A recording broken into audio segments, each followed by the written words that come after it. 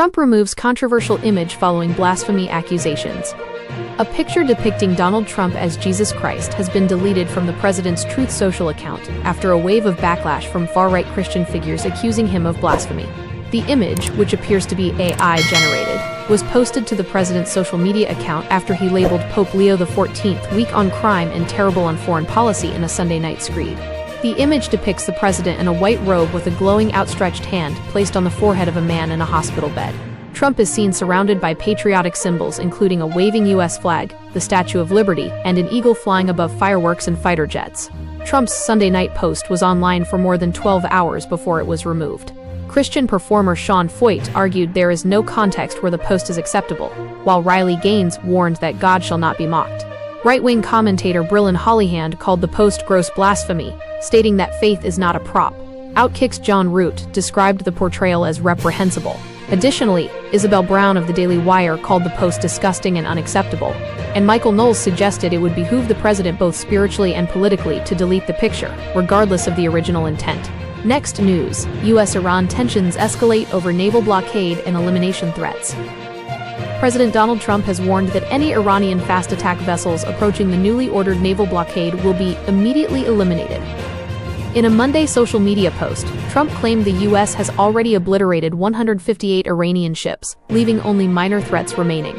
He asserted that any provocation would be met with quick and brutal force, similar to tactics used against maritime drug traffickers. The blockade, covering all Iranian ports, was set to begin Monday afternoon, following stalled diplomatic talks. However, Iranian officials dismissed the threats as quote, propaganda. Brigadier General Sayed Majid Ibn Reza stated that Iran is on maximum combat alert, while other officials branded the blockade an act of piracy, warning that no regional port would be safe if Iranian security is compromised. Next news, Jaishankar consults Kuwaiti counterpart amid growing West Asia tensions. External Affairs Minister S. Jaishankar held a telephonic conversation with Kuwait's Foreign Minister, Sheikh Jarrah Jaber al-Ahmad al-Sabah, on Monday to discuss the rapidly deteriorating situation in West Asia. The dialogue focused on regional stability and the well-being of the Indian community. Jaishankar emphasized India's significant stakes in the region's security, particularly following his recent visit to the UAE to address geopolitical shifts. The diplomatic outreach occurs as a U.S.-led naval blockade of Iranian ports begins, significantly impacting maritime access in the Arabian Gulf and Gulf of Oman. Simultaneously, Foreign Secretary Vikram Misri met with French officials in Paris to coordinate responses. These high-level talks highlight growing international concern over global crude supply disruptions and the safety of expatriates amidst the escalating conflict. Next news, Taiwan denounces Brazilian envoy over sovereign status remarks. Taiwan's Ministry of Foreign Affairs, MOFA, has filed a formal protest after Luis Claudio Villafane Gomes Santos, head of Brazil's commercial office in Taipei, stated that Taiwan is part of China. In an interview published yesterday, Santos asserted that Brazil does not recognize Taiwan as an independent state, a claim the ministry dismissed as false and inappropriate. MOFA emphasized that diplomatic representatives must avoid interfering in the host country's internal affairs. The ministry reiterated that the Republic of China, Taiwan, is a sovereign nation, not subordinate to the People's Republic of China, calling this an objective reality. While Beijing maintains that Taiwan is an inseparable part of China based on historical claims dating back to 1683, Taiwan continues to function independently. Next news, Pakistan leads mediations to avert U.S.-Iran conflict escalation. Prime Minister Shehbaz Sharif announced on Monday that full efforts are underway to resolve the ongoing conflict between the United States and Iran. Following a historic 21-hour direct dialogue in Islamabad, Sharif confirmed that the two-week ceasefire remains in effect despite the discussions failing to secure a permanent peace agreement. The high-level engagement marked the first face-to-face meeting between the two nations since 1979, facilitated by Pakistan's civilian and military leadership. While President Donald Trump has initiated a naval blockade of the Strait of Hormuz to cripple Iranian oil exports, Sharif emphasized that Pakistan is working tirelessly to turn the looming clouds of war into lasting peace. He likened the complex negotiations to historic accords like the Geneva Accord, noting that ending decades of hostility requires significant time. Sharif specifically praised Field Marshal Asim Munir for his pivotal role in brokering the current truce and maintaining the diplomatic channel during moments when talks were close to collapse. Next news, global economy braced for disruption as, quote, Gate of Tears faces potential Houthi blockade. The Bab al-Mandab Strait, historically known as the Gate of Tears, has emerged as a critical flashpoint in the escalating conflict between the United States and Iran.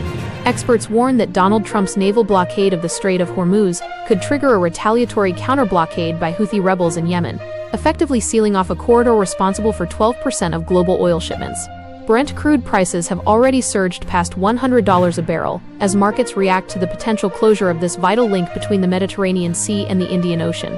Located between Djibouti and Yemen, the 50 kilometers long strait serves as the primary gateway for Saudi Arabia's Yanbu port, which currently exports up to 5 million barrels of crude daily. Analysts suggest that losing both the Hormuz and Bab al-Mandab routes would be catastrophic, as insurance costs have already forced major shipping firms to reroute around the Cape of Good Hope. With trade through the Suez Canal already down 50%, a complete closure of the Gate of Tears threatens to paralyze global energy supplies and deepen the burgeoning international economic crisis. Next news. Emerging economies take center stage at IMF World Bank meetings amid global shock. Global financial policymakers are gathering in Washington this week for the International Monetary Fund, IMF, and World Bank Group spring meetings, overshadowed by the economic fallout of the ongoing Iran war. The conflict has triggered soaring borrowing costs and energy prices, placing immense pressure on emerging markets like Pakistan, Egypt, and Sri Lanka. Key discussions will focus on several nations navigating critical financial crossroads.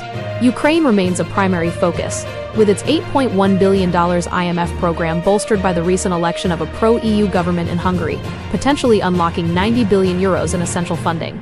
In Africa, Senegal is negotiating to restart a $1.8 billion loan program stalled by undisclosed debt, while Mozambique and Gabon are actively seeking new lending agreements to stabilize their economies. Meanwhile, Egypt may seek an augmentation of its current $9.3 billion IMF package due to vulnerabilities in tourism and energy imports. Notably, Venezuela's frozen $5 billion in special drawing rights is under review as Caracas begins releasing long-withheld macroeconomic data, signaling a potential return to formal IMF engagement.